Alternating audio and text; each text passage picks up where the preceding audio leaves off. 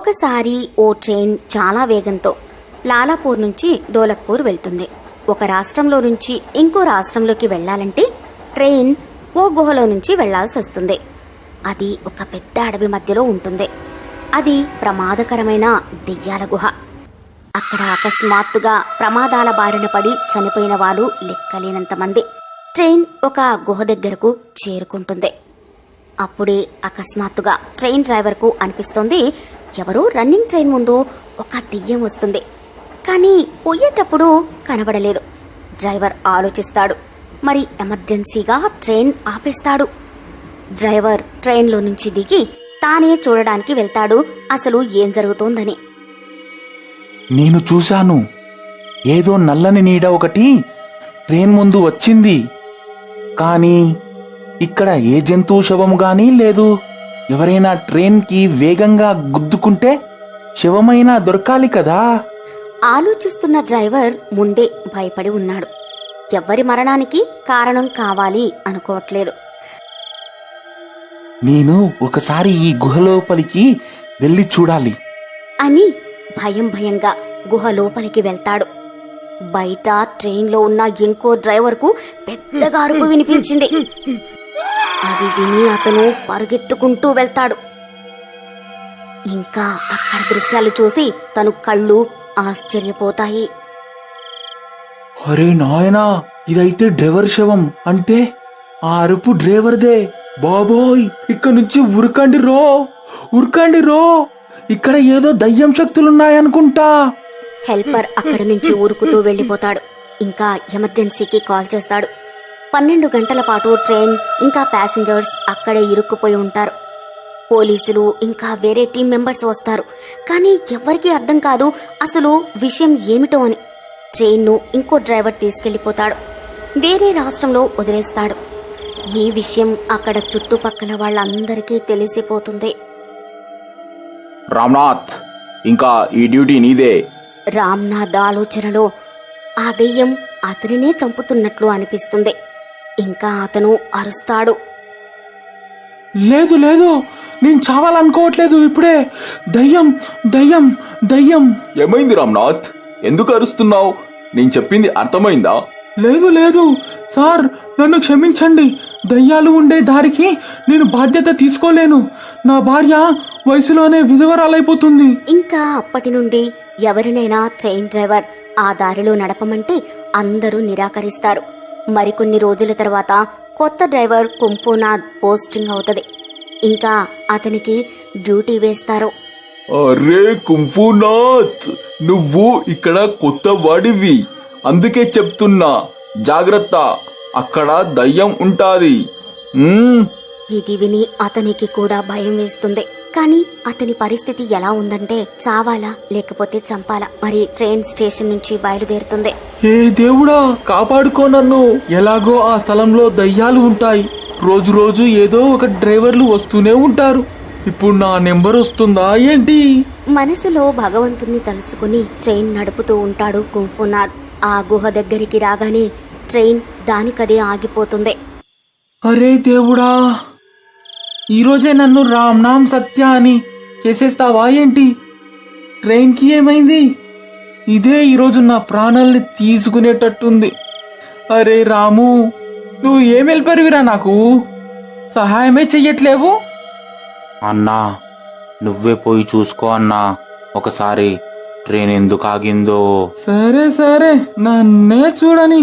కుంఫునాథ్ train దిగి అక్కడక్కడ చూస్తాడు. ఇక్కడ ఏమీ లేదు, స్టాప్ కూడా లేదు.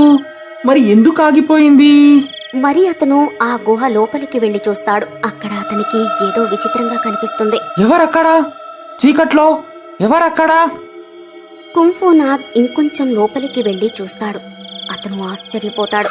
అక్కడ ఒక భయంకరమైన దెయ్యం ఉంటుంది. కుంఫునాథ్ని చూసి అతని వైపు వస్తూ ఉంటుంది. చివరికి నువ్వొచ్చేసావా?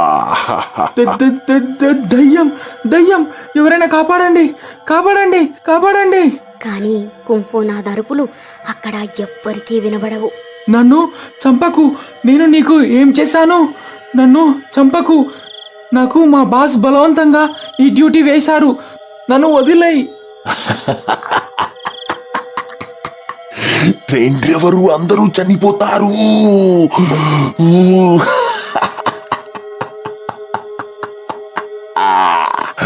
నువ్వు కూడా చనిపోవాల్సిందే. దెయ్యం భయంకరంగా నవ్వి తన వైపు నడుస్తాడు. మరి అతని మీద దాడి చేస్తాడు.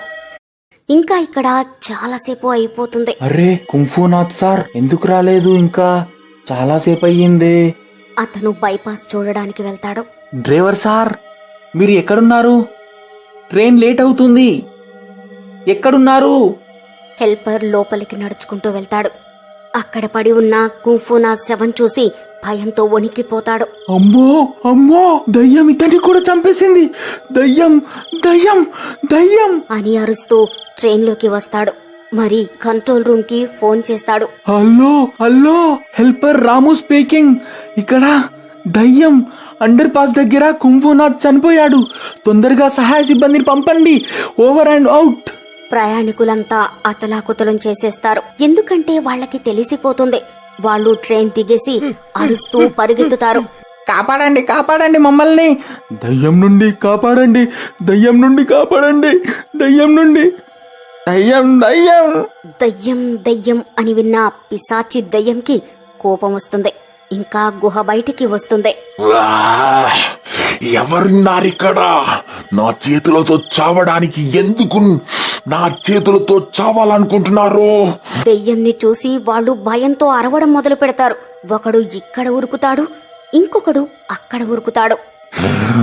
అరవకండి, నన్ను బలవంతం చెయ్యకండి, దాడి చెయ్యడానికి. రాము ఇదంతా చూస్తూ ఉంటాడు. ఈ దయ్యం ఇంతవరకు ఎవ్వరినీ చంపలేదెందుకు? ఒక విషయం అయితే తెలిసిపోయింది. ఈ దయ్యం అయితే మనలో ఎవ్వరికీ హాని కలిగించదు. ఇది ఏదో కోరుకుంటుంది. ఇంకా స్టేషన్ హెడ్ సహాయం తీసుకుని గుహ బైపాస్ దగ్గరికి చేరుకుంటారు. ఇంకా స్టేషన్ హెడ్ అనౌన్స్ చేస్తారు. చూడండి, అందరూ శాంతంగా ఉండండి. దయచేసి ఉరకడం లాంటివి చెయ్యకండి. అలా చెప్పుకుంటూ స్టేషన్ హెడ్ దెయ్యాన్ని చూస్తాడు. చూసి భయంతో వణికిపోసాగాడు. అర్రే, ఇక్కడ దయ్యం ఇక్కడ నుంచి వచ్చింది. ఉరకండి, ఇక్కడ నుంచి ఉరకండి. ఇదంతా చూసి దెయ్యం రక్తం ఉడికిపోతుంది. మరి అందరినీ లేపి లేపి పడేస్తుంది. రాము అప్పుడే మైక్ తీసుకుని ప్రచారం చేస్తాడు. దయచేసి అందరూ శాంతంగా ఉండండి. ఈ దయ్యం ఎవ్వరికీ ఏ హాని చెయ్యదు. దయ్యం గారు, మీరు కూడా ఆగండి. రాము మాట విని అందరూ ఆగిపోతారు. ఇంకా దెయ్యంతో మాట్లాడడానికి ప్రయత్నిస్తారు. నువ్వు తెలివైన వాడిలా కనిపిస్తున్నావు అందరిలో. వీళ్ళందరూ నా తల తినేస్తున్నారు. కానీ మీకు ఏం కావాలి? మీరు కేవలం డ్రైవర్లనే చంపుతున్నారు. ఆ, నేను ఏ ట్రైన్ డ్రైవర్ని వదలను. అందరినీ చంపేస్తా. కానీ ఎందుకు? వాళ్ళందరూ నీకు ఏం ద్రోహం చేశారు? నేను కూడా ఒక ట్రైన్ వల్లనే చనిపోయాను. నా కుటుంబం మొత్తం ట్రైన్ వల్లనే చనిపోయింది. కానీ ఆ రోజు ట్రైన్ డ్రైవర్ సమయానికి ట్రైన్ ఆపి ఉంటే ఈరోజు నేను నా కుటుంబంతో బతికి ఉండేవాడిని. కానీ ఇప్పుడు ఏ డ్రైవర్ బతకడు. కానీ మీరు అర్థం చేసుకోండి, వేగంగా వెళ్తున్న ట్రైన్ని ఆపాలంటే సమయం పడుతుంది కదా. అది వెంబడే ఆగలేదు. అలా చేస్తే ఇందులో కూర్చున్న వేలాది మంది ప్రమాదంలో పడిపోతారు. ఇంకా మీరు ట్రైన్ డ్రైవర్స్ని చంపడం ఆపేయండి. ఆ సంఘటనలో వీరిది ఏం తప్పు లేదు. కానీ ఒక షరతు, ఎప్పుడైనా ట్రైన్ ఇక్కడి నుంచి వెళ్తుందో నా కుటుంబ సామాన్ కోసం ఖచ్చితంగా ఆపవలెను. మేము ప్రమాణం చేస్తాము. మీకు మీ కుటుంబానికి సన్మానం జరిగేలా మరి ఇప్పటి నుంచి ఈ స్థలంలో